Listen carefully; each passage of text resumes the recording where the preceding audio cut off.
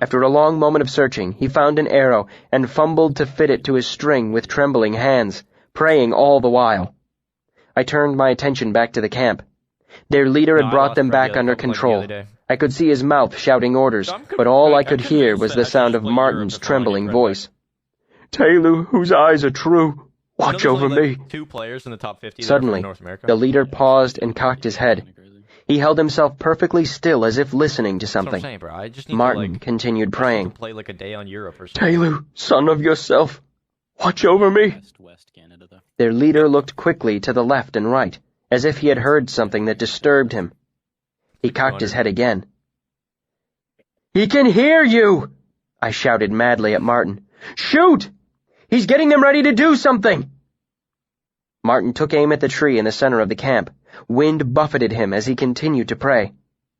"Taylu, who was Menda, who you were, watch over me in Menda's name, in Periel's name, in Odal's name, in Andon's name. Watch over me." Go back to the Ludo TV. I never was. Their leader turned his head as if to search the sky for something. Something about the motion seemed terribly familiar, but my thoughts were growing muddy as binder's chills tightened their grip. The bandit leader turned and bounded for the tent, disappearing inside. "Shoot the tree!" I screamed. I'm a boss. He let the arrow fly, and I saw it wedge firmly into the trunk of the massive oak that loomed in the center of the bandits' camp. I scrabbled in the mud for one of Martin's scattered arrows and began to laugh at what I was going to attempt. It might do nothing. It might kill me, the slippage alone. But it didn't matter. I was dead already unless I found a way to get warm and dry. I would go into shock soon. Perhaps I was already there. My hand closed on an arrow. I broke my mind 6 ways and shouted my bindings as I drove it deep into the sodden ground. My chair's just uncomfortable. "As above, so below!" I shouted, making a joke only someone from the university could hope to understand. A second passed. The wind faded. There was a whiteness, a brightness, a noise. I was falling. Then nothing. Not even Pred? Dude, I can't keep Pred. Chapter 92. Taborlin the Great. 33. I woke. 33-8? I was warm and dry. It was dark. I heard a familiar voice questioning. Martin's voice. I'm playing Europe tomorrow, I swear to God. "It was all him. He did it." I'm Questioning. gonna play Europe. Fuck it. "I won't never say, Den. I swear to God I won't. I don't want to think of Have it. you seen the players in Europe? Get him to tell you if you want." They're so bad. Questioning. You see how good they did at Champs? "You'd know if you'd seen. Then you wouldn't want to know no more. Don't cross him. I've seen him angry. That's all I'll say. Don't cross him." Questioning. "Leave off, Den." He was killing them one by one. Then he went a little crazy. They actually No. came in, though. All I'll say is this. I think he called the lightning down. I don't wanna Like try it, God though. himself. Like Taborlin the Great, I thought. And smiled. And It's pretty slept. bad. Crack one? Chapter I 93. kinda want to, but Mercenaries apparently it's All. Apparently, it kind of hurt. After 14 hours of sleep, I was fit as a fiddle. I don't even My feel that companions tired, so, seemed surprised by this, as they'd found me unconscious, if I'm, really cold to the tired, touch, even, during and the covered game, in blood. You know what I'm saying? They had Rip stripped one real me, quick. rubbed my Yeah. limbs a bit, then rolled me in blankets and put me inside the bandit's single surviving tent. The other 5 had been either burned, buried, or lost when a great white pillar of lightning blasted the tall oak that stood at the center of the bandits' camp. Like ammonia or something like that. The next day was overcast, but blessedly free of rain. That and First, we tended to our hurts. It's used to resuscitate Hespa had people taken who an were, arrow in the leg pass when the out. sentry had surprised them. if you, Daydan had a deep gash resuscitate along one of his the mission shoulders, there. which was I don't think fairly they're lucky landing. Oh, never mind, considering they're he'd landing. rushed the sentry barehanded. When I asked him about it, he said he simply no hadn't way. had time to draw his sword. car there. Martin had an angry red lump on his forehead above one eyebrow, either from They when I were had kicked landing. him over or dragged him around. It was tender to the touch, but he claimed he had gotten worse a dozen times in tavern brawls. After I recovered from the chills, I was fine. I could tell my companions were surprised by my sudden return from the doors of death, and decided to leave them to their amazement. A little mystery wouldn't hurt my reputation. I bandaged the ragged cut where the arrow had grazed my shoulder and tended to a few bruises and scrapes I didn't remember receiving. I also had the long, shallow cut I had made on the top of my arm, but it was barely worth stitches. Tempe was unhurt, unruffled, unreadable. Our second order of business was to tend to the dead. While I had been unconscious, the rest of the group had pulled most of the burned, lifeless bodies to one side of the clearing. That's what I'm saying. They tallied thus. It's one sentry killed by Dedan, 2 who had surprised Tempe in the forest, 3 who had survived the lightning and tried to escape. Martin brought 1 down. Tempe claimed the other 2. 17 burned, broken, or otherwise ravaged by the lightning. Of those, 8 had been dead or wounded unto death beforehand. We found tracks of one sentry who had watched the whole incident from the northeast piece of the ridge. His tracks were a day old before we found them, and none of us felt the slightest desire to hunt him down. Dedan pointed out he might be worth more alive if he spread word of this spectacular defeat to others who were thinking of banditry as a way of life. For once, we agreed on something. The leader's body was not among those gathered. The large tent he had ducked into had been crushed beneath large sections of the huge oak's blasted trunk. Having more than enough to occupy us for the time being, we left his remains alone for now. Rather than try to dig 23 graves, or even a mass grave large enough for 23 bodies, we built a pyre and kindled it while the surrounding forest was still wet with rain. I used my skills to ensure it burned hot and hard. But there was one other, the sentry Martin had shot and I had put to use. While my companions were busy collecting wood for the pyre, I went over to the south side of the ridge and found where Tempe had hidden him away, covered with a fir branch. I looked at the body for a long time before I carried it away to the south. I found a quiet place under a willow and built a cairn of stones. Then, I crept into the underbrush and was quietly, violently sick. The lightning? Well, the lightning is difficult to explain. A storm overhead. A galvanic binding with 2 similar arrows. An attempt to ground the tree more strongly than any lightning rod.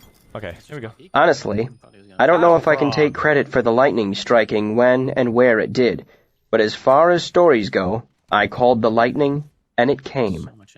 From the stories the others told, when the lightning struck, it wasn't a single startling bolt, but several in quick succession. Dedan described it as a pillar of white fire, and said it shook the ground hard enough to knock him off his feet. Regardless of why, the towering oak was reduced to a charred stump about the height of a greystone. Huge pieces of it lay scattered about. Smaller trees and shrubs had caught fire and been doused by the rain. Most of the long planks the bandits had used for their fortifications had exploded into pieces no bigger than the tip of your finger or burned to charcoal. Streaking out from the base of the tree were great tracts of churned-up earth, making the clearing look as if it had been plowed by a madman or raked by the claws of some huge beast. Despite this, we stayed at the bandits' camp for 3 days following our victory. The stream provided easy water, and what remained of the bandits' provisions were superior to our own. What's more, after we salvaged some lumber and canvas, each of us had the luxury of a tent or lean-to. With our job completed, the tensions plaguing our group faded. The rain stopped, and we didn't need to be bashful about our fires anymore. And as a result, Martin's cough was improving. Dedan and Hespa were civil to each other, and Dedan stopped about 3/4 of his incessant jackassery toward me. When you don't need it. Okay. But despite the relief at our job being done, things weren't entirely comfortable. There were no stories at night, and Martin distanced himself from me whenever he could. I could hardly blame him, considering what he had seen. With that in mind, I took the first chance I had to privately destroy the wax momets I had made. I had no use for them now, and I feared what might happen if one of my companions discovered them in my travel sack. He was already in a cage. Tempe made no comment on what I'd done with the bandit's body, and from what I could tell, he didn't seem to hold it against me. Looking back, I realize how little I truly understood the ADEM. But at the time, all I noticed was that Tempe spent less time helping me practice the K-10 and more time practicing our language and discussing the ever-confusing concept of the Lethani. We fetched our equipment from our previous camp on the second day. I was relieved to have my loot back and doubly glad to find Denna's marvelous case had stayed dry and tight despite the endless rain. And, since we were no longer slinking about, I played. For a solid day, I did little else. It had been nearly a month since I had made any music, and I'd missed it more than you can imagine. At first, I thought Tempe didn't care for my music. Aside from the fact that I'd somehow insulted him by singing early on, he always left camp when I brought out my lute. Then, I began to catch glimpses of him watching me, though always from a distance, and usually at least partly hidden from sight. Once I knew to look for him, I discovered he was always listening while I played, wide-eyed as an owl, motionless as a stone. On the third day, Hespa decided her leg could stand a little walking, so we had to decide what was going to come with us and what would get left behind. It wasn't going to be as difficult as it might have been. Most of the bandits' equipment had been destroyed by the lightning, the falling tree, or exposure to the storm. But there were still valuables to be salvaged from the ruined camp. We had been prevented from making a good search of the leader's tent, as it had been crushed beneath one of the huge branches of the fallen oak. Over 2 feet thick, the fallen limb was larger than most trees in its own right. However, on the third day we finally managed to hatchet enough of it away so we could roll it off the wreckage of the tent. I was anxious to get a closer look at the leader's body, as something about him had been nagging my memory ever since I saw him step from the tent. And, in a more worldly vein, I knew his chainmail was worth at least 12 talents. But we didn't find any sign of the leader at all. It gave us a bit of a puzzle. Martin had only found one set of tracks leading away from the camp, those of the escaped sentry. None of us could guess where the leader had gone. To me, it was a puzzle and an annoyance, as I had been wanting to get a clearer look at his face. Daydan and Hespa believed he'd simply escaped in the chaos following the lightning, maybe using the stream to avoid leaving tracks. Martin, however, grew distinctly uneasy when we didn't find his body. He murmured something about demons and refused to go near the wreckage. I thought he was being a superstitious fool, but I won't deny that I found the missing body more than slightly unnerving as well. Inside the ruined tent, we found a table, a cot, a desk, and a pair of chairs, all shattered and useless.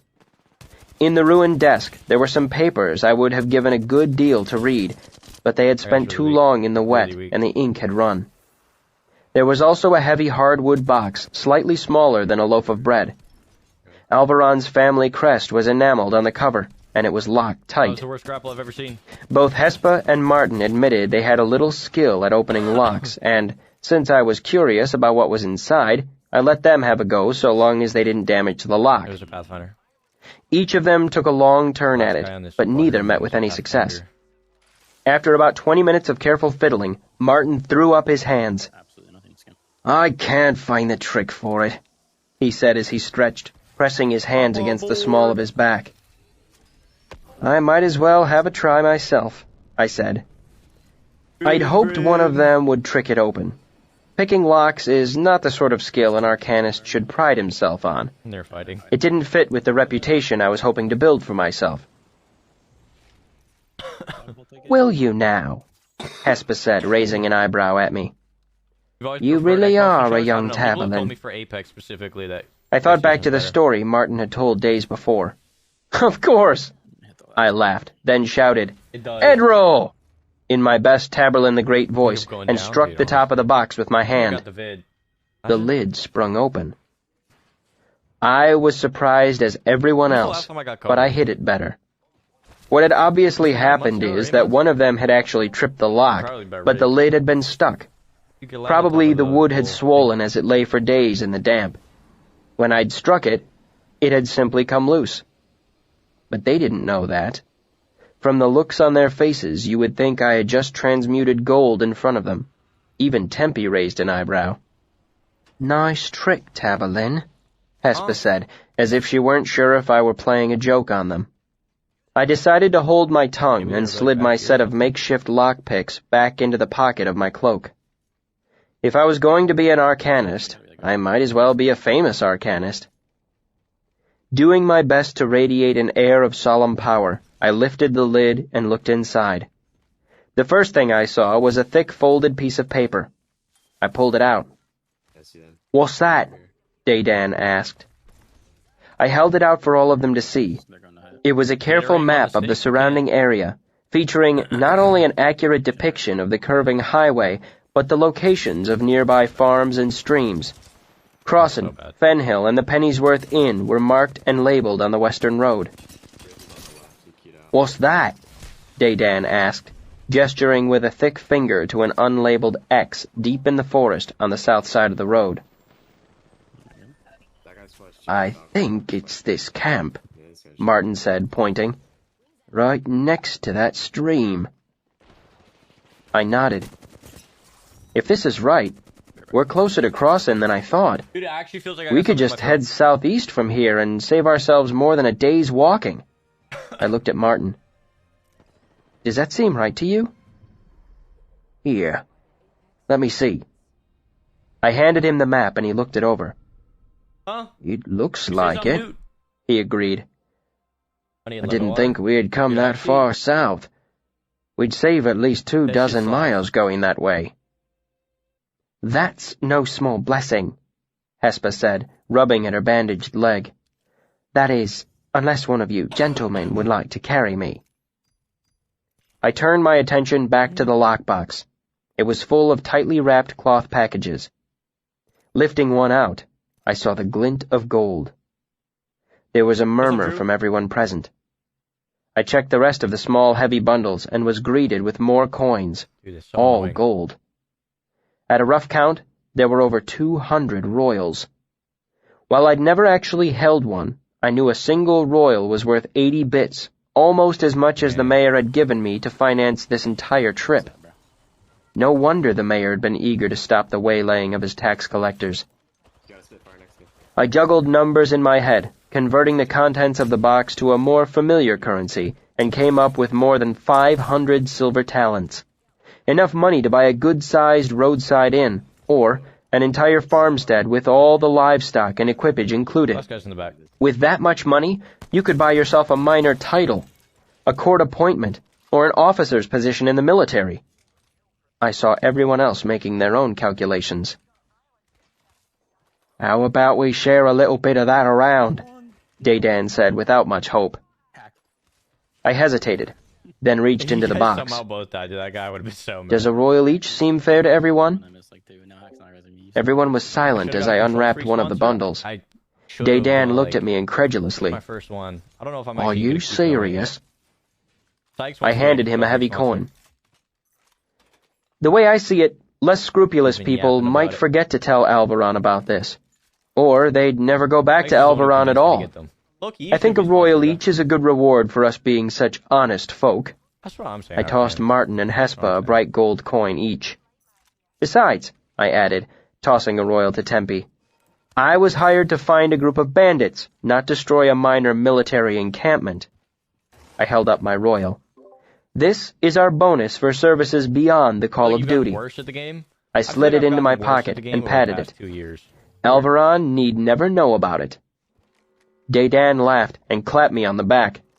"You're not so much different from the rest of us after all," he said. I returned his smile and pressed the lid of the box closed, hearing the lock click tightly into place.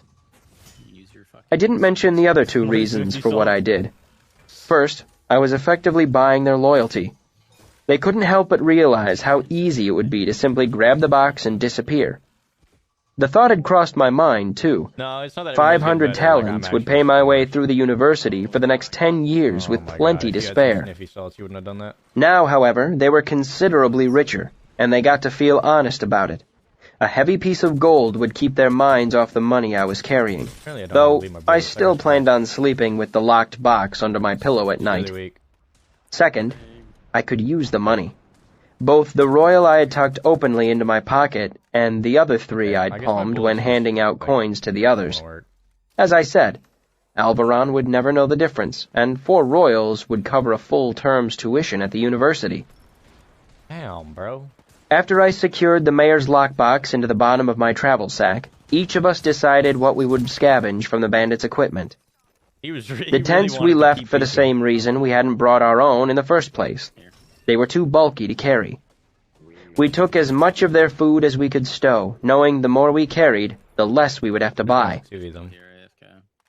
I decided to take one of the bandits' swords. I wouldn't have wasted the money to buy one, since I didn't know how to use it, but if they were free for the taking... As I was looking over the assorted weapons, Tempe came over and gave a few words of advice. After we had narrowed my options to 2 swords, Tempe finally spoke his mind. You cannot use a sword. Questioning. Embarrassment. I got the impression that to him, the thought of someone not being able to use a sword was more than slightly shameful, like not knowing how to eat using a knife and fork. No, I said slowly. I gotta get used to control but fruits, I was man, hoping I you could show me. I should kill that guy like Tempe 3 stood hours very ago. still and quiet. I might have taken it for a refusal if I had not come to know him so well. This type of stillness meant he was thinking. Pauses are a key part of Adamic conversation, so I waited patiently. The 2 of us stood quietly for a minute. Then 2. Then 5. After we killed people. Then 10. I fought to stay still and quiet. Perhaps this was a polite refusal. I'm so confused. I thought myself terribly savvy, you see. I had known Tempe for nearly a month, learned 1,000 words and 50 pieces of the Adem hand speech. I knew the Adem were not bashful about nudity or touching, and I was beginning to grasp the mystery that was the Lethani. Oh yes, I thought I was terribly clever. Had I truly known anything about the Adem, I never would have dared to ask Tempe such a question. Will you teach me that? He pointed across the camp to where my loot case lay, leaning against a tree. I was caught off guard by the question. I had never tried to teach anyone how to play the lute before. Perhaps Tempe knew this, and was implying something similar about himself. I knew he was prone to subtly layered speaking. A fair offer. I nodded. I will try. Tempe nodded and pointed to one of the swords we had been considering. Wear it, but no fighting. With that, he turned and left. At the time, I took this for his natural brevity. The scavenging continued throughout the day. Martin took a good number of arrows and all the bowstrings he could find. Then, after checking to see no one wanted any of them, he decided to take the 4 longbows that had survived the lightning. They made an awkward bundle, but he claimed they'd be worth a heavy penny when he sold them in Crossan. Dedan grabbed a pair of boots and an armored vest nicer than the one he was wearing. He also laid claim to a deck of cards and a set of ivory dice. Hespa took a slender set of shepherd's pipes and tucked almost a dozen knives into the bottom of her pack with the hope of selling them later. Even Tempe found some things he fancied. A whetstone, a brass salt box, and a pair of linen pants he took down to the stream and dyed a familiar blood red. I took less than the rest of them. A small knife to replace the one I'd broken, and a small shaving razor with a horn handle. I didn't need to shave that often, but I'd gotten into the habit while in the mayor's court. I might have followed Hespa's example and taken a few knives as well, but my travel sack was already unpleasantly heavy with the weight of the mayor's lockbox. This may seem a little ghoulish, but it is simply the way of the world. Looters become looted, while time and tide make us mercenaries all. Shout out that Revenant, bro. Chapter 94, Over Rock and Root. We decided to trust the map we'd found and cut straight west through the forest, heading toward Crossan. Even if we missed the town, we couldn't help but hit the road and save ourselves long miles of walking. Hespa's wounded leg made the going slow, and we only put 6 or 7 miles behind us that first day. It was during one of our many breaks that Tempe began my true instruction in the K-10. Fool that I was, I'd assumed he had already been teaching me. The truth was, he had merely been correcting my more horrifying mistakes because they irritated him. Much the same way I'd be tempted to tune someone's lute if they were playing off-key in the same room. He was up top.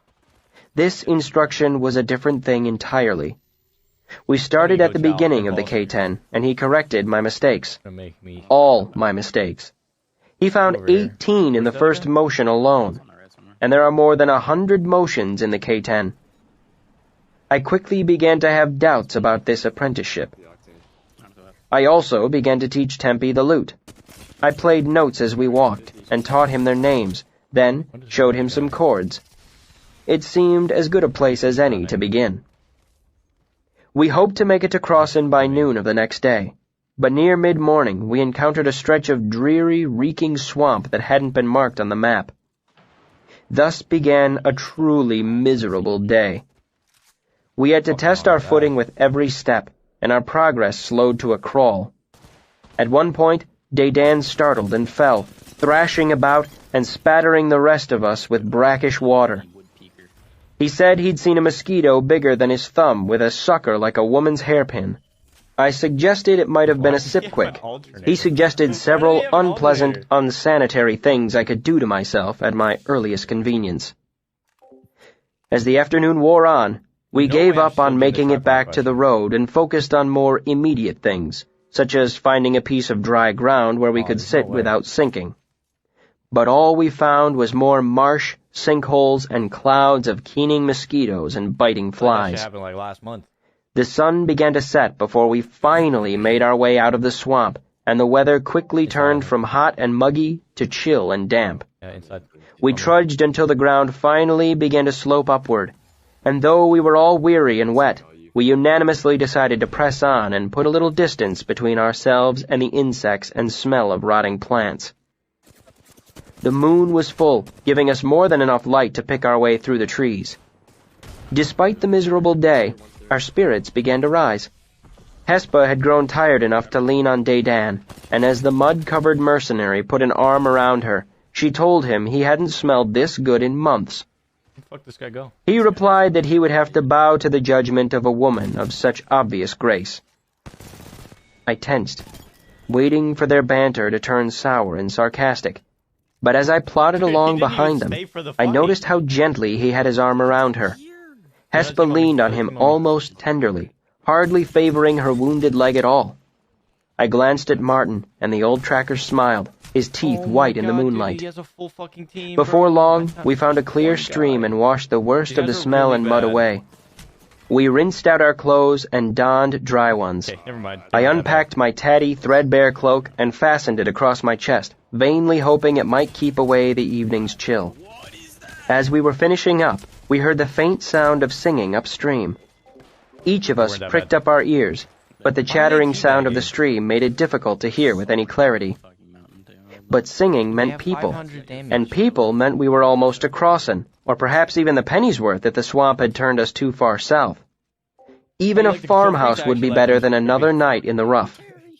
So, despite the fact that we were tired and aching, the hope of soft beds, warm meals, and cool drinks gave us energy to gather up our packs and press on. We followed the stream, Dedan and Hespa still walking as a pair. The sound of singing came and went. The recent rains meant the stream was running high, and the noise of it tumbling over rock and root was sometimes enough to drown out even the sound of our own footsteps. Eventually, the stream grew broad and still as the heavy brush thinned and opened into a wide clearing. There was no singing any longer, nor did we see a road, inn, or any flicker of firelight. Just a wide clearing well lit by moonlight. The stream broadened out, forming a bright pool, and sitting on a smooth rock by the side of the pool. "Lord Tehlu, protect me from the demons of the night," Martin said woodenly, but he sounded more reverent than afraid, and he did not look away. "Lights," Dedan said weakly. "Lights." Not well. We didn't do great. "I do not believe in fairies," I tried to say, but it came out as barely a whisper. It was Felurian. I'm running over here. You are Chapter 95. Chased. The five of us stood frozen for a moment. The slow rippling of the pool reflected onto the fair form of Felurian, naked in the moonlight. Oh my God, I just landed She on the sang, gun. Ceilani an Luhiel, de Mari Philanua, Creata tu Sier, tu Alrandi, Direla, Amawan, Losi Andalan, tu Nia Vorulan, Felurian they. The sound of her voice was strange. It was soft and gentle, far too quiet for us to hear across the entire length of the clearing, far too faint for us to hear over the sound of moving water and stirring leaves. Despite this, I could hear it. Her words were clear and sweet as the rising and falling notes of a distant flute. It reminded me of something I could not press my finger to. The tune was the same that Dedan had sung in his story. I did not understand a word of it save her name in the final line. Nevertheless, I felt the draw of it, inexplicable and insistent. As if an unseen hand had reached into my chest and tried to pull me into the clearing by my heart. I resisted. I looked away and set one hand against a nearby tree to steady myself. Behind me, I heard Martin murmuring, "No, no, no," in a low voice, as if he were trying to convince himself. "No, no, no, no, no, not for all the money in the world." I looked over my shoulder. The tracker's eyes were fixed feverishly on the clearing in front of him, but he seemed more afraid than aroused. Tempe stood, surprise plain on his normally impassive face. Dedan stood rigidly to one side, his face drawn while Hespa's eyes darted back and forth between him and the clearing. Then Felurian began to sing again. It felt like the promise of a warm hearth on a cold night. It was like a young girl's smile. I found myself thinking of Losi at the Pennyworth, her red curls like a tumble of fire. I remembered the swell of her breasts and the way her hand had felt running through my hair. Felurian sang, and I felt the pull of it. It was strong, but not so strong that I couldn't hold myself back. I looked into the clearing again and saw her, skin silver white under the evening sky. She bent to dip one hand in the water of the pool, more graceful than a dancer. A sudden clarity of thought came over me. What was I afraid of? A fairy story? There was magic here, real magic. What's more, it was a magic of singing. If I missed this opportunity, I would never forgive myself. I looked back again at my companions. Martin was shaking visibly. Tempe was backing slowly away. Dedan's hands made fists at his sides. Was I going to be like them, superstitious and afraid? No. Never. I was of the Arcanum. I was a namer. I was one of the Edema Rue. I felt wild laughter boil up in me. "I will meet you at the Pennyworth in 3 days' time," I said, and stepped into the clearing. I felt Felurian's pull more strongly now. Her skin was bright in the moonlight. Her long hair fell like a shadow all around her. "Saw this," I heard Dedan say behind me. "If he's going, then I'm good." There was a short scuffle, ending with the sound of something hitting the ground. I glanced behind me and saw him face down on the low grass. Hespa had her knee on the small of his back, and one of his arms pulled up tight behind him. He was struggling weakly and cursing strongly. Tempe watched them impassively, as if scoring a wrestling bout. Martin was gesturing frantically in my direction. "Kid!" he hissed urgently. "Get back here! Kid! Come back!" I turned back to the stream. Felurian was watching me. Even from 100 feet away, I could see her eyes, dark and curious. Her mouth spread into a wide, dangerous smile. She laughed a wild laugh. It was bright and delighted. I don't know what food to get. It was no human sound. Then she darted across the clearing, swift as a sparrow, graceful as a deer. I leapt to the chase, and despite the weight of my travel sack and the sword at my hip, I moved so quickly my cloak flared like a flag behind me. Never have I run like that before, and never since. It was the way a child runs, light and quick, without the least fear of falling. Felurian ahead of me, into the scrub. I dimly remember trees, the smell of earth, the gray of moonlit stone. She laughs. She dodges, dances, pulls ahead. She waits till I am almost close enough to touch, then skips away. She shines in the light of the moon. There are clutching branches, a spray of water, a warm wind. And I have hold of her.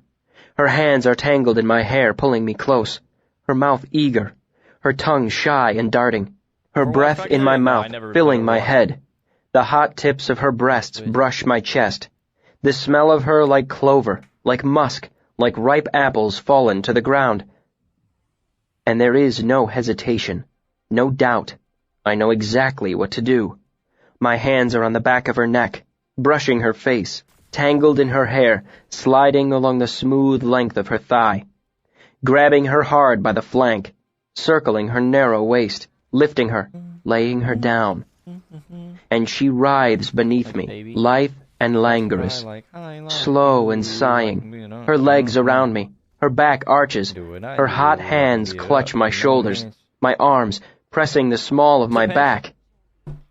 And she is astride me, her movements wild, her long hair trails across my skin. She tosses her head, trembling and shaking, crying out in a language I do not know, her sharp nails digging into the flat muscles of my chest. And there is music to it. The wordless cries she makes, rising and falling. Her sigh, my racing heart, her motion slows. I clutch her hips in frantic counterpoint. Our rhythm is like a silent song, like sudden thunder, like the half-heard thrumming of a distant drum. And everything stops. All of me arches. I am taut as a lute string, trembling, aching. I am tuned too tight, and I am breaking. This guy's 110. Chapter 96. The Fire Itself. I woke with something brushing at the edges of my memory. I opened my eyes and saw trees stretched against the twilight sky.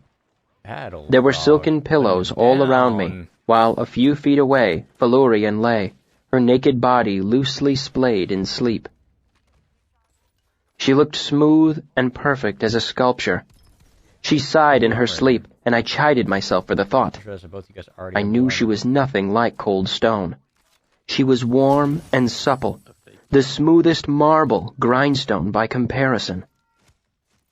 My hand reached out to touch her, but I stopped myself, not wanting to disturb the perfect scene before me. A distant thought began to nag at me, but I brushed it away like an irritating fly. Felurian's lips parted inside, making a sound like a dove. I remembered the touch of those lips. I ached and forced myself to look away from her soft, flower-petal mouth. Her closed eyelids were patterned like a butterfly's wings, swept in whorls of deep purple and black with traceries of pale gold that blended to the color of her skin. As her eyes moved gently in sleep, the pattern shifted, as if the butterfly fanned its wings. That sight alone was probably worth the price all men must pay for seeing it. I ate her with my eyes, knowing all the songs and stories I had heard were nothing. She is what men dream of. All the places I have been, all the women I have seen, I have met her equal only once. Something in my mind screamed at me, but I was bemused by the motion of her eyes beneath her lids, the shape her mouth made, as if she would kiss me even while she slept. I swatted the thought away again, irritated. I was going to go mad, or die. The idea finally fought its way through to my conscious mind, and I felt every hair on my body stand suddenly on end. I had a moment of perfect, clear lucidity that resembled coming up for air and quickly closed my eyes, trying to lower myself into the heart of stone. It didn't come. For the first time in my life, that cool, taciturn state escaped me. Behind my eyes, Felurian distracted me. The sweet breath, the soft breast, the urgent, half-despairing sighs that slipped through hungry, petal-tender lips. Another one on the same side. Stone. I kept my eyes closed and wrapped the calm rationality of Heart of Stone around me like a mantle before I dared even think of her again. What did I know? I brought to mind 100 stories of Felurian and plucked out the recurring themes. Felurian was beautiful. She charmed mortal men. They followed her into the Fae and died in her embrace. How did they die? It was fairly simple to guess. Extreme physical stress.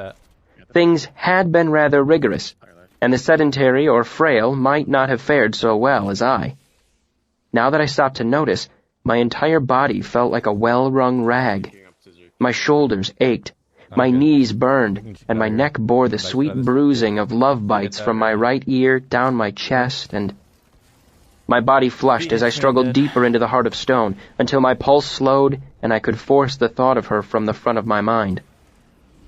I could remember 4 stories where men had come back from the Fae alive, all of them cracked as the potter's cobbles. What manner of madness did they exhibit? Obsessive behavior, accidental death due to separation from reality, and wasting away from extreme melancholy. 3 died within a span of days. The 4th story told of a man lasting nearly half a year. But something didn't make sense. Admittedly, Felurian was lovely, skilled, without a doubt. But to the extent that every man died or went insane, no, it simply wasn't likely. Yeah, the audio does suck. You're not wrong. I don't mean to belittle the experience. I don't doubt for a second that it had, quite naturally, deprived men of their faculties in the past. I, however, knew myself to be quite sane. I briefly entertained the notion that I was insane and didn't know it. Then, I considered the possibility that I had always been insane, acknowledged it as more likely than the former, then pushed both thoughts from my mind. Eyes still closed, I lay there, enjoying a quiet languor of a sort I'd never felt before. I savored the moment, then opened my eyes and prepared to make my escape. I looked around the pavilion, at silken draperies and scattered cushions. These were only ornaments for Felurian.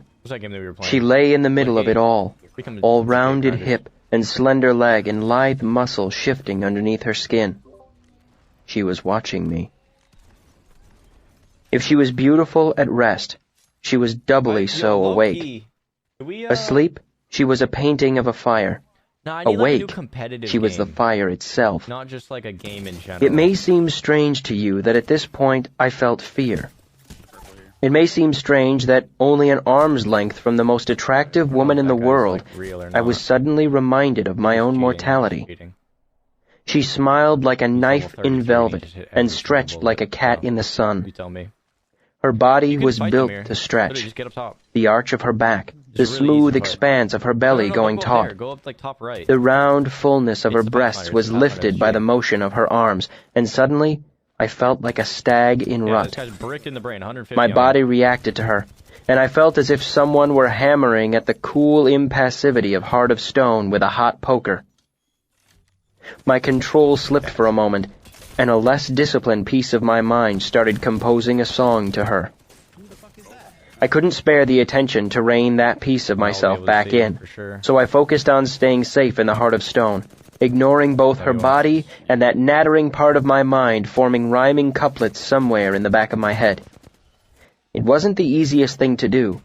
As a matter of fact, it made the ordinary rigors of sympathy seem simple as skipping. That was great. If not for the training I'd received at the university, I would have been a broken, pitiful thing, only able to concentrate on my own captivation. Felurian slowly relaxed out of her stretch and looked at me with ancient eyes, eyes unlike anything I had ever seen. They were a striking color. The summer dusk was in her eyes. A sort of twilight blue. They were fascinating. In fact, with lids of winged butterflies. There wasn't any white to them at all. Her lips the shade of sunset skies. I clenched my jaw, split that chattering piece of myself away, and walled it off in a distant corner of my mind, letting it sing to itself. Felurian tilted her head to one side. Her eyes were as intent and expressionless as a bird's. "Why are you so quiet, flame lover? Let's see. Have I quenched you?" Her voice was odd to my ear. It had no rough edges to it at all. It was all quiet smoothness, like a piece of perfectly polished glass. The month after next month. Despite its odd softness, Felurian's voice ran down my spine, making me feel like a cat that's just been stroked down to the tip of its tail. I retreated further into the heart of stone, felt it cool and reassuring around me. However, while the majority of my attention was focused on self-control, the small, mad, lyric part of my mind leapt to the fore and said, "Never quenched. Though I am doused in you, I burn. The motion of your turning head is like a song, is like a spark, is like a breath that billows me and fans to flame a fire that cannot help but spread and roar your name." Felurian's face lit up. "A poet. I should have known you for a poet by how your body moved." I was a better gamer when I was like... The gentle hush of her voice caught me unprepared again. It wasn't that her words were breathy, or husky, or sultry. It was nothing so tawdry or affected as that. But when she spoke, I couldn't help but be aware of the fact that her breath was pressed from her breast, past the soft sweetness of her throat, then shaped by the careful play of lips and teeth and tongue. She came closer, moving on her hands and knees through the pillows. Low-key, Keon, low-key. "You looked like a poet, fiery and fair." Yeah, of course. Her voice was no louder than a breath as she cupped my face with her hands. That's not swapping platforms. "Poets are gentler. They say nice things." There was only one person I'd ever heard whose voice was similar to this. Ilodin. On rare occasions, his voice would fill the air as if the world itself were listening. Felurian's voice was not resonant. It did not fill the forest glade. Hers was the hush before a sudden summer storm. It was soft as a brushing feather. It made my heart step sideways in my chest. Speaking thus, when she called me a poet, it did not raise my hackles or make me grit my teeth. From her, it sounded like the sweetest thing a man was ever called. Such was the power of her voice. Felurian brushed her fingertips across my lips. "Poet kisses are best. You kiss me like a candle flame." She brought one of her hands back to touch her mouth, her eyes bright at the memory. I took her hand and pressed it tenderly. My hands have always seemed graceful, but next to hers, they looked brutish and crude. I breathed against her palm as I spoke. "Your kisses are like sunlight on my lips." She lowered her eyes, butterfly wings dancing.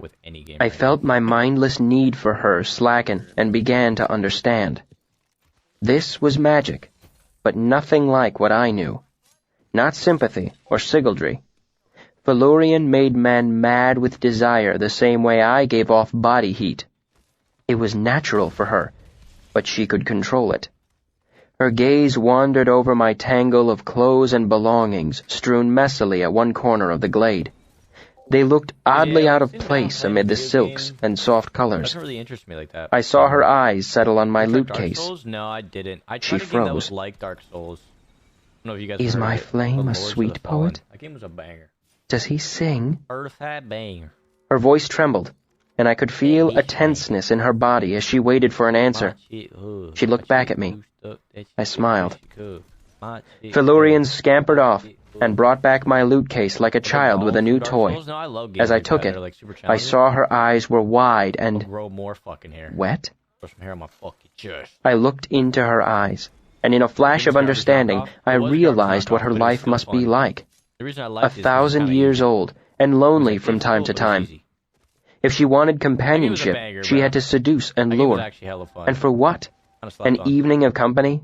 An hour? How long could an average man last before his will broke and he became as mindless as a fawning dog? Not long. And who would she meet in the forest? Farmers and hunters?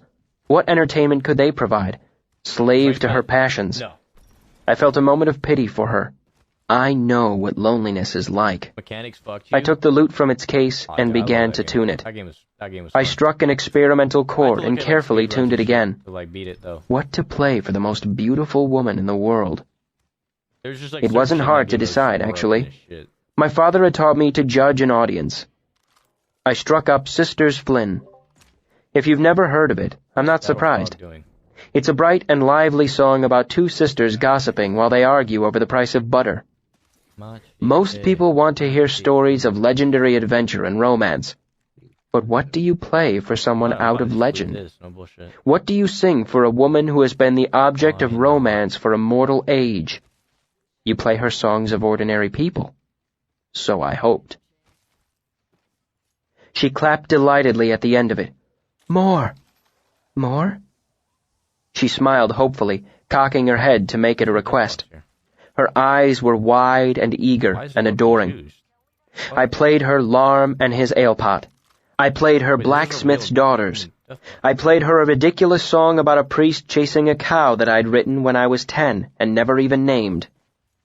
Felurian laughed and applauded. She covered her mouth in shock and her eyes in embarrassment. The more I played, the more she reminded me of a young country wife attending her first fair, full of pure joy, face shining with innocent delight, eyes wide in amazement at everything she sees. And lovely, of course. I'm not a farmer.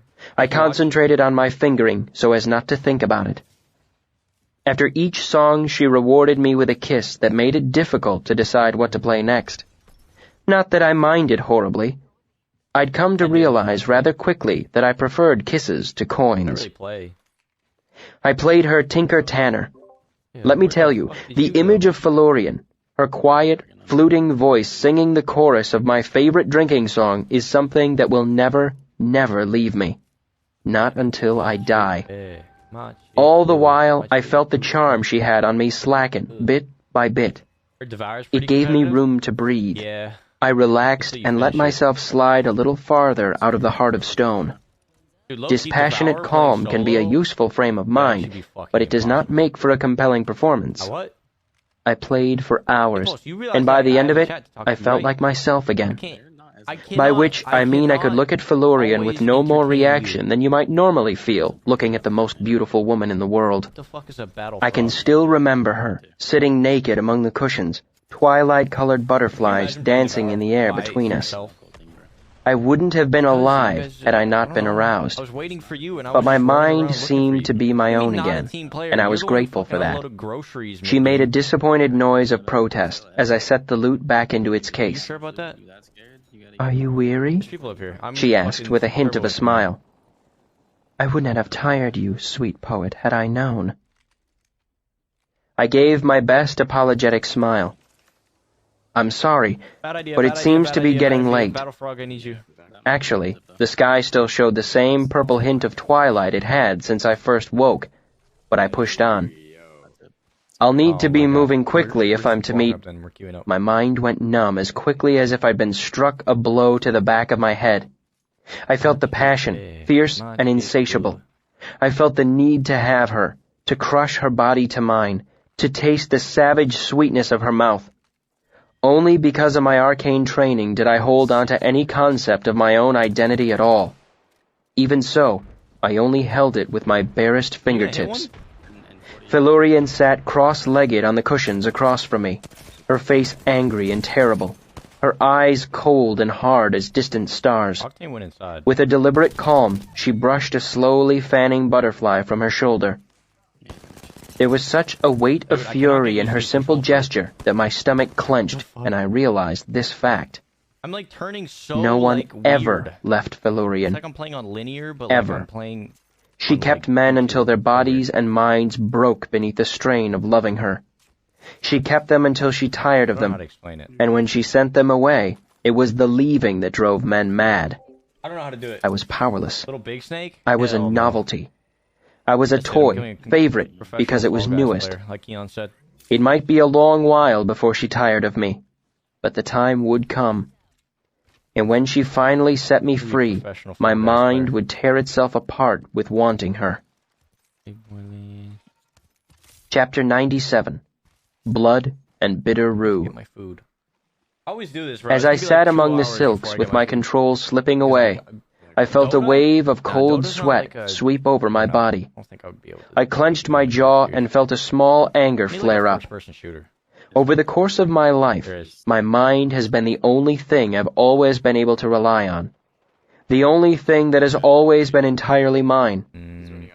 I could feel my resolve melting as my natural desires were replaced by some animal thing unable to think beyond its own lust.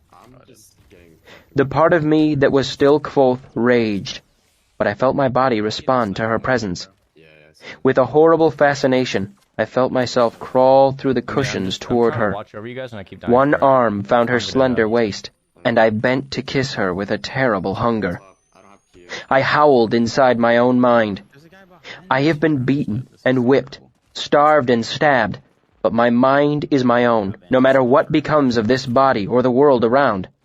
I threw myself against the bars of an intangible cage made of moonlight and desire, and somehow I held myself away from her.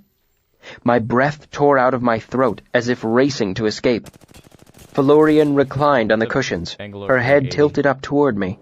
Her lips were pale and perfect, her eyes half-lidded and hungry. Well, how far did I fall? I forced myself to look away from her face, but there was nowhere safe to look. Her throat was smooth and delicate, trembling with her rapid pulse. One breast stood round and full, while the other angled slightly to one side, following the downward slope of her body. They rose and fell with her breath, moving gently, making candle-cast shadows on her skin. I glimpsed the perfect whiteness of her teeth behind the pale pink of her parted lips. I closed my eyes, but somehow that only made it worse. The heat of her body was like standing near a fire. The skin of her waist was soft beneath my hand. She moved beneath me, and her breast brushed softly against my chest. I felt her breath against my neck. I shivered and began to sweat. I opened my eyes again and saw her staring at me. Fuck it, I'm searching it up. Her expression was innocent, almost hurt, as if she couldn't understand being refused. I nursed my small flame of anger. No one did this to me. No one. I held myself away from her. A slight line of a frown touched her forehead, as if she were annoyed, or angry, or concentrating. Felurian reached up to touch my face, her eyes intent, as if trying to read something written deep inside me. I tried to pull back, remembering her touch, but my body simply shook. Beads of sweat fell from my skin to patter gently on the silk cushions and the flat plane of her stomach below. She touched my cheek softly. Softly, I bent to kiss her, and something broke in my mind. I felt the snap as 4 years of my life slid away. Suddenly, I was back on the streets of Tarbean. 3 boys, bigger than me, with greasy hair and piggish eyes, had dragged me from the broken crate where I'd been sleeping. 2 of them held me down, pinning my arms. I lay in a stagnant puddle that was bitterly cold. It was early in the morning, and the stars were out. One of them had his hand over my mouth. It didn't matter. I had been in the city for months. I knew better than to yell for help. At best, no one would come. At worst, someone would, and then there would be more of them. 2 of them held me down. The third cut my clothes off my body. He cut me. They told me what they were going to do. Their breath was horribly warm against my face. They laughed. There in Tarbean, half naked and helpless, I felt something well up inside me. I bit 2 fingers off the hand over my mouth. I heard a scream and swearing as one of them staggered away. I strained and strained against the one who was still on top of me. I heard my own arm break, and his grip loosened. I started to howl. I threw him off, still screaming. I stood, my clothes hanging in rags around me. I knocked one of them to the ground. My scrabbling hand found a loose cobblestone, and I used it to break one of his legs. I remember the noise it made. I flailed until his arms were broken. Then I broke his head. When I looked up, I saw the one who had cut me was gone. The third huddled against a wall. He clutched his bloody hand to his chest. His eyes were white and wild. Then I heard footsteps approaching, and I dropped the stone and ran and ran and ran. They're probably gonna hit the thing. Suddenly, years later, I was that feral boy again. I jerked my head back and snarled inside my mind.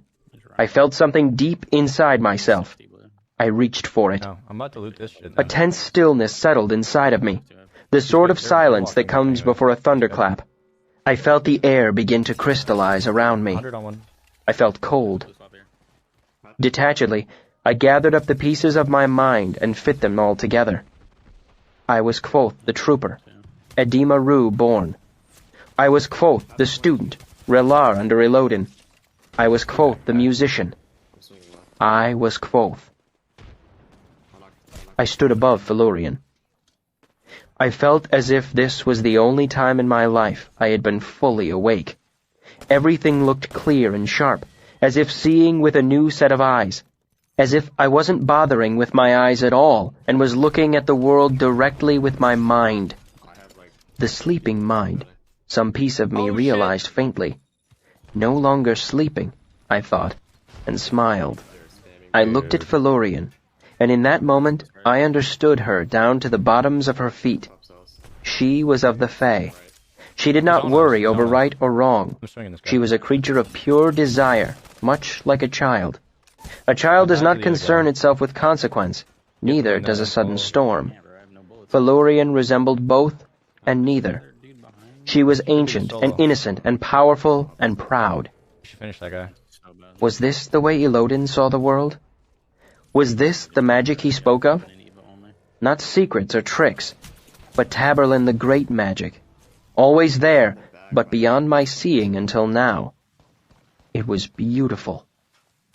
Dude, that's such a good thermite. I met Felurian's eyes, and the world grew slow and sluggish. I felt as if I had been thrust under water, as if my breath had been pressed from my body. For that tiny moment, I was stunned and numb as if I had been struck by lightning. The moment passed, and things began to move again. But now, looking into Felurian's twilight eyes, I understood her far beyond the bottoms of her feet. Now I knew her to the marrow of her bones. Her eyes were like 4 lines of music, clearly penned. My mind was filled with the sudden song of her. I drew a breath and sang it out in 4 hard notes. Felurian sat upright. She passed her hand before her eyes and spoke a word as sharp as shattered glass. There was a pain like thunder in my head. Darkness flickered at the edges of my sight. I tasted blood and bitter rue. The world snapped back into focus, and I caught myself before I fell. Felurian frowned, straightened, stood, It's called Tuesday. her face intent. She took a step. Standing, she was not tall or terrible. Her head was barely level with my chin. Her dark hair hung, a sheaf of shadow, straight as a knife until it brushed against her curving hip. She was slight and pale and perfect. Never have I seen a face so sweet, a mouth so made for kissing. She was no longer frowning, not smiling either. Her lips were soft and slightly parted. She took another step. The simple motion of her moving leg was like a dance, the unexaggerated shifting of her hip entrancing as a fire. The arch of her bare foot said more of sex than anything I'd seen in my young life. Another step.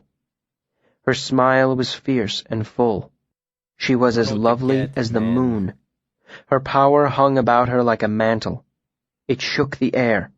It spread behind her like a pair of vast and unseen wings. Close enough to touch, I felt her power thrumming in the air. Desire rose around me like the sea in storm. She raised her hand.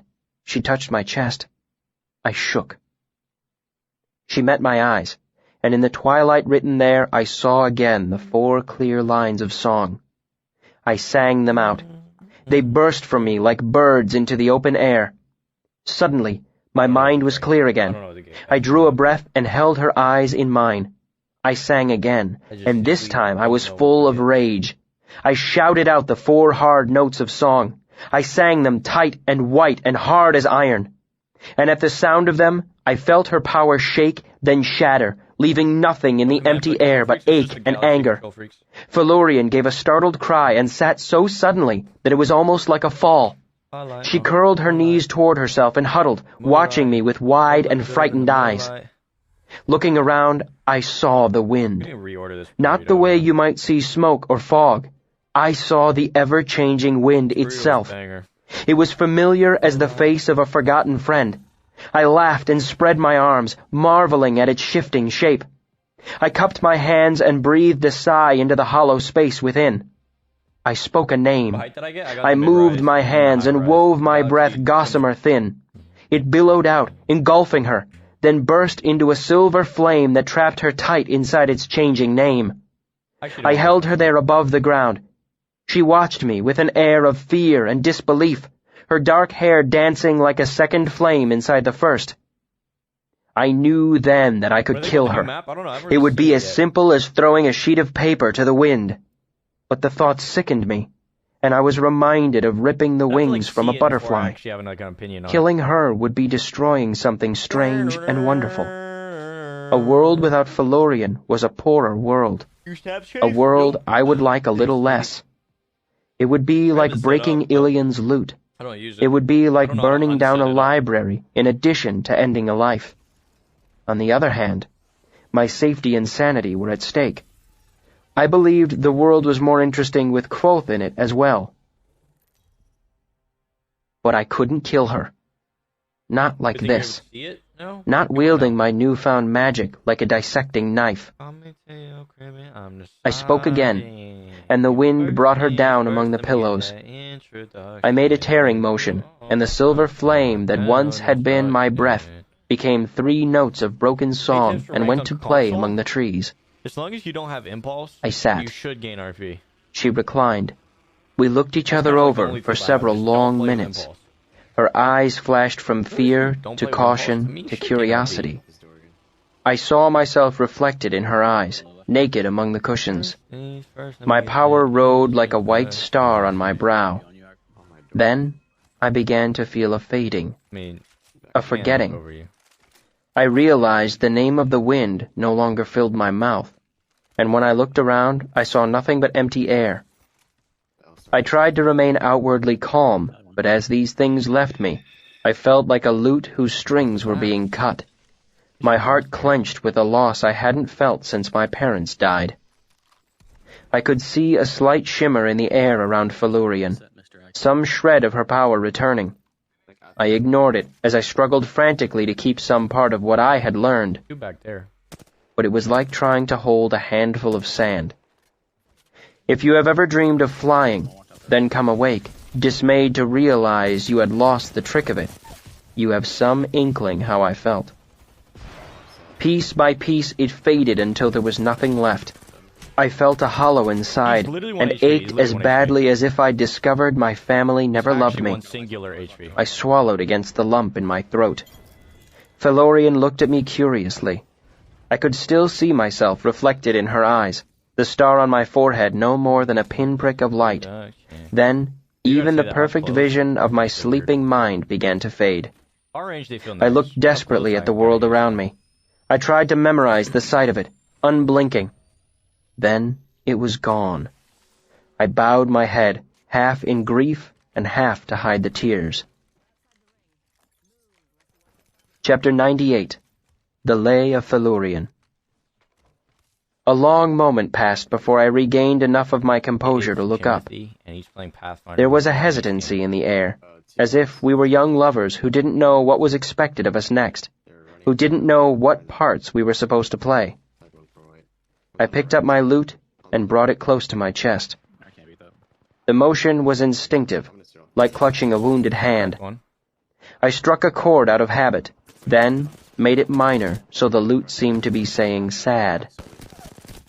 Without thinking or looking up, I began to play one of the songs I had written in the months after my parents died. It was called Sitting by the Water Remembering. My fingers strummed sorrow into the evening air. It was several minutes before I realized what I was doing, and several more before I stopped. Didn't even do anything to it. I wasn't done with the song. I don't know if it really has an ending. Dude, it just doesn't hit people anymore. I felt better. Not good by any means, but better. You're just not aiming, man. Less empty. My music always helped. As long as I had my music, no burden was ever too heavy to bear. No, they actually did change it. I looked up and saw tears on Felurian's face. It made me less ashamed of my own. I mean, heck. I also felt myself wanting her. The emotion was damped by the ache in my chest, but that touch of desire focused my attention on my most immediate concern: survival, escape. Yeah, it literally landed on him. Felurian seemed to reach a decision and started through the cushions toward me. Moving in a cautious crawl, she stopped several feet away and looked at me. "Does my tender poet have a name?" Her voice was so gentle, it startled me. I opened my mouth to speak, then stopped. I thought of the moon, caught by her own name, and 1,000 fairy stories I had heard as a child. If you believed Elodin, names were the bones of the world. I hesitated for about half a second before I decided I had given Felurian a damn sight more than my name already. I am Kvothe. The sound of it seemed to ground me, to put me inside myself again. The map? Well, I don't think the actual leak of the map has been. She spoke it softly, I think just and it reminded me of a bird calling. Like the map. "Would you sing sweet for me again?" Leaked, but I don't even know. She reached out slowly, as if afraid of being burned, and laid her hand lightly on my arm. I don't even know if the map is finished yet. "Please. Your songs are like a caress, my Kvothe." She pronounced my name like the beginning of a song. It was lovely. However, I wasn't entirely comfortable with the way she referred to me as her Kvothe. I smiled and nodded, mostly because I didn't have a better idea. I struck a couple of tuning chords, then paused, thinking. That's a different man. Then I started to play In the Forest Fae, a song about, of all things, Felurian herself. It wasn't particularly good. It used about 3 chords and 24 words, but it had the effect I was looking for.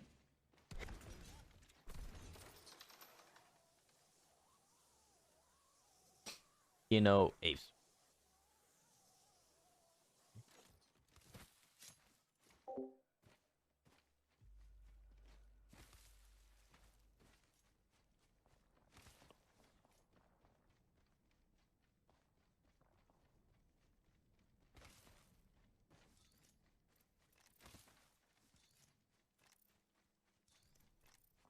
So hungry.